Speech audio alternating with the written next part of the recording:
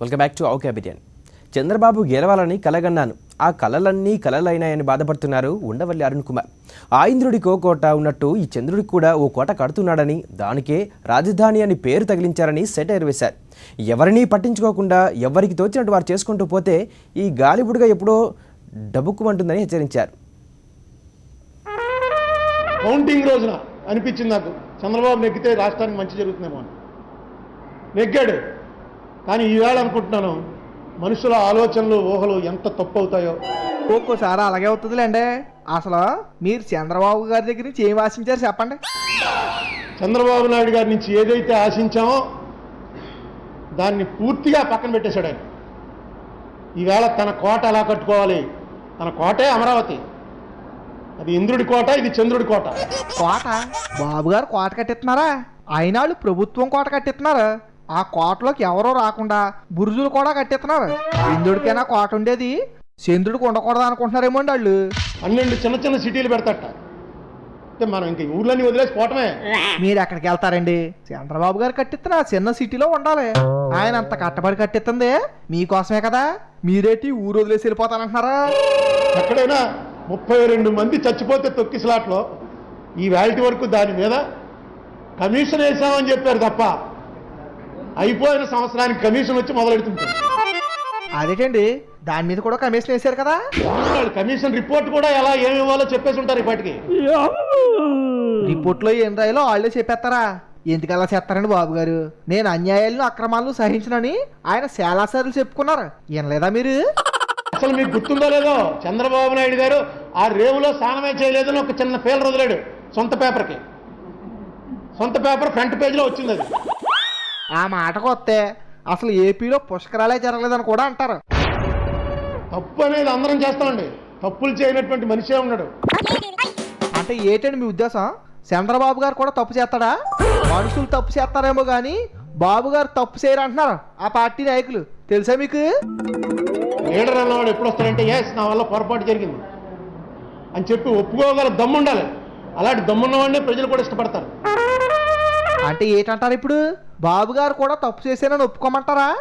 ఏ తప్పు చేయని బాబు గారు తప్పు చేశానని ఎలా ఒప్పుకోమంటారా? ఆయన రాష్ట్రాన్ని నెంబర్ 1 గా తీర్చిదిద్దాలని రాత్రి పౌలు కష్టపడుతున్నారు. అసలే రాష్ట్రం ఈ పరిస్థితిలో ఉంది. ఎలాగోలా దీన్ని ఒడ్డెక్కించడానికి చంద్రబాబు నాయుడు ప్రయత్నం చేస్తున్నాడు. మనం ఎందుకని చెప్పి విషాన్నైనా దిగమింగడానికి సిద్ధంగా ప్రజలుంటే, మీరు ప్రజలకి విషమే ఇచ్చి మీరు అమృతం మింగాలనే ప్రయత్నం చేస్తే మాత్రం ఈ గాలిబుడక పేలిపోతుంది. గాలిపడకు పేలిపోద్దా? ప్రజలకు విషం ఇచ్చి బాబు గారు అమృతం తాగుతున్నారా? అంటే ఆయన ఏమీ చేయట్లేదనా? దేని మీద మీరు ప్రజలతోటి డిస్కస్ చేయట్లే? ప్రజలతో డిస్కషన్ చేయట్లేదా? వాళ్ళకేం తెలియదు అనుకుంటున్నారేమో మీరు. ఇదో తమాషా ఎలా తయారైందంటే, అధికారంలో ఉన్నప్పుడు చెప్పినటువంటి మాటకి పూర్తి విరుద్ధంగా ప్రతిపక్షంలోకి వెళ్ళగానే మాట్లాడచ్చు, ప్రతిపక్షంలో చెప్పిన మాటకి పూర్తి విరుద్ధంగా అధికారంలోకి వెళ్ళి మాట్లాడచ్చు. అయ్యో రామా, కొందరు నాయకులు ఇవాళ మాట్లాడిన దానికి పూర్తి విరుద్ధంగా రేపు మాట్లాడుతున్నారు. ఉదయం మాట్లాడిన దానికి పూర్తి విరుద్ధంగా సాయంకాలం మాట్లాడుతున్నారు. గంట క్రితం మాట్లాడిన మాటకి విరుద్ధంగా మాట్లాడే నాయకులు కూడా కొంతమంది ఉన్నారు. ఎందుకు ఈ అనవసరంగా ఈ గొడవంతా ఎందుకు? చంద్రబాబు నాయుడు గారు అసెంబ్లీ పిలవటం, తిరగటం ఇవన్నీ ఎందుకు? ఆయనకి ఏం మనసులో తోస్తే అవి చేసేయచ్చు కదా. మళ్ళీ కేబినెట్ తీర్మానాలు, రాజ్యాంగం ఇవన్నీ ఎందుకు? మరి ఇప్పుడు అలాగే కదా చేస్తున్నారు. వాళ్ళకి ఏ తొత్తే చేస్తున్నారు. మీరు ప్రత్యేకించి చెప్పాలేటి? అక్రమ సంపాదనతో కోట్లకు పడగలెత్తుతున్న వారు ఎంతోమంది ఉన్నారు. అడ్డగోలు సంపాదన కోసమే రాజకీయాల్లోకి వచ్చేవారు ఉన్నారు.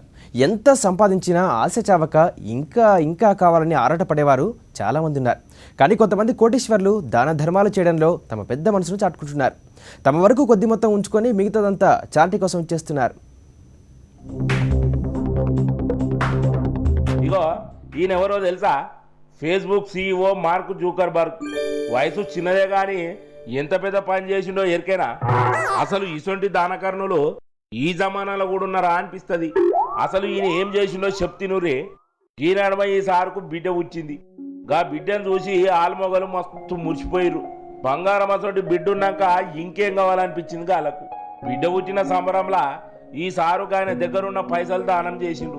దానం చేసుడు అంటే మనం ఆటోలో పోతుంటే సిగ్నల్ పడ్డప్పుడు చౌరస్తాల దగ్గర అడుక్కున్నోళ్ళకి ఇచ్చే రూపాయి 2 రూపాయలు లెక్క కాదు. ఎంత దానం చేసిండో చెప్తే చక్కెర వచ్చి అడ్డం పడతారు. ఫేస్బుక్లకు ఆయనకున్న 99% షేర్లు ప్రపంచంలో ఉన్న చిన్నపిల్లలకు వనుకొచ్చేటట్టు ఇరాలంగా ఇస్తానని ప్రకటించిండు. ఇట్లా దానం చేస్తున్నానని బిడ్డకు ఒక ఉత్తరం కూడా రాసిండు. ఇసొంటి పని ఎవరైనా చేస్తే ఆయన పిల్లమోకూడదా? నన్ను నా బిడ్డను ఆగం చేస్తున్నాడని లొల్లి వేస్తుంది. పెద్ద మనుషులను పిలిచి పంచాయతీ కూడా పెట్టిస్తుంది. కానీ ఈయన భార్య ఒక్క మాట కూడా లేదట. సరే కానీ 99% షేర్లు దానం చేసుడంటే గా షేర్లు అమ్మితే ఎంత వస్తాయి అనుకుంటున్నారా? మొత్తం 3 లక్షల కోట్లు. వినరా, 3 లక్షల కోట్లు. గన్ని పైసలు ఉత్త పుణ్యానికే దానం చేసిండు. ప్రపంచంలోని పేదరికంలో ఉన్న చిన్నపిల్లలను ఆదుకునేందుకు ఈ చిన్న సహాయం చేస్తున్నా అని అన్నాడు. బాబు జాబు అంటూ నిరుద్యోగులు రోడ్డెక్కారు. రోడ్డున వెళ్తూ వారిని ఆపి భిక్షాటన చేశారు. వయసు ముదిరిపోతుంది, ఉద్యోగాలు రావట్లేదు, పెళ్లిళ్ళు కావట్లేదు అని వాపోయారు. ఉద్యోగాలు ఇవ్వలేకపోతే నిరుద్యోగ భృతి అయినా ఇవ్వండి అని డిమాండ్ చేశారు.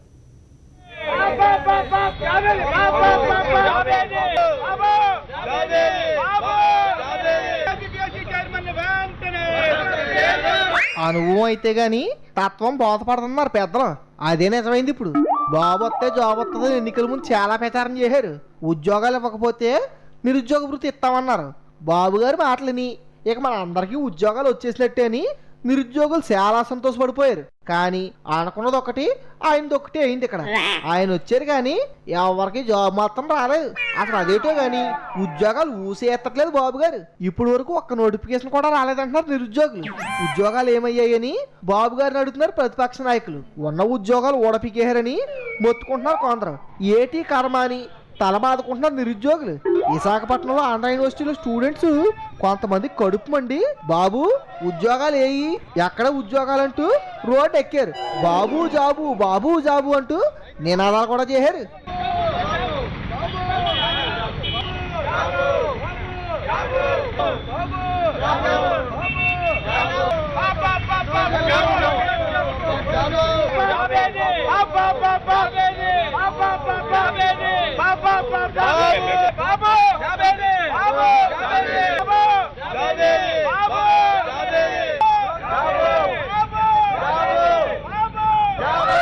మాకు వయసు పైబడిపోతుంది, ఉద్యోగాలు లేవని పెళ్లిళ్ళు కావట్లేదు, ఎవరో పిల్లనివ్వట్లేదు, చివరికి బ్రహ్మచారులుగానే మిగిలిపోతున్నామని చాలా బాధపడుతున్నారు నిరుద్యోగులు.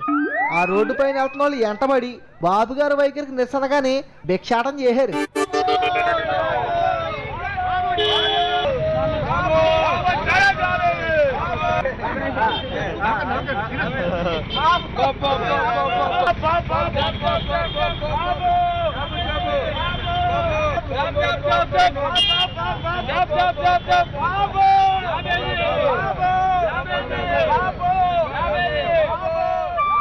ఇప్పుడు బాబు గారు జనచైతన్య యాత్రలు చేస్తున్నారు.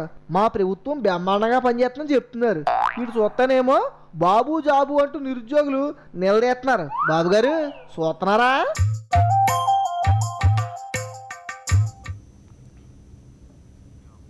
ఇదండి, మరికొన్ని పంచులు ఇంట్రెస్టింగ్ స్టోరీలతో మరో ఎపిసోడ్లో కలుద్దాం. Until then stay tune to Sakshi. జమక్